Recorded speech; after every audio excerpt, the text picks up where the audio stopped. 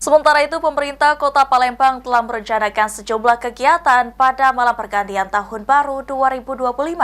Salah satunya pertunjukan ratusan drone di tepian Sungai Musi, tepatnya di BKB. Ratusan drone tersebut akan membentuk 15 formasi, salah satunya yakni Jembatan Ampera. Sebanyak 150 drone akan menghiasi langit Kota Palembang pada malam pergantian Tahun Baru 2025.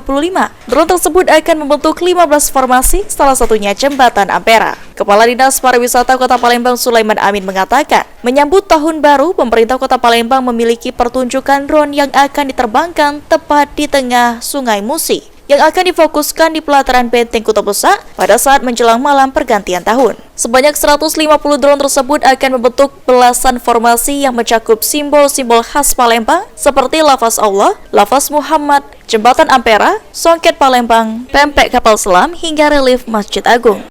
Pada tahun baru, menyambut tahun baru, kita ada namanya kegiatan drone show.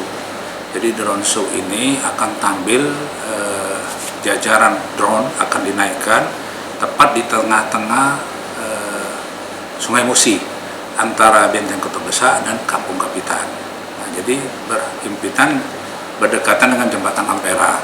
Nah, di situ akan tampil drone show itu di saat menjelang pergantian tahun. Selain di Benteng Kota Besar, kegiatan pergantian tahun baru juga digelar di Kampang Iwa dan Zikir Akbar di Masjid Agung Sultan Mahmud Badarudin II Palembang, yang bertujuan untuk mengedepankan nilai-nilai Islam dan memberikan suasana yang berbeda di malam pergantian tahun. Diharapkan memberi dampak signifikan pada perekonomian Kota Palembang dan sektor-sektor terkait lainnya, serta mendongkrak pendapatan asli daerah dari sektor pajak dan lainnya. Ilham Mahyudi, PAL TV.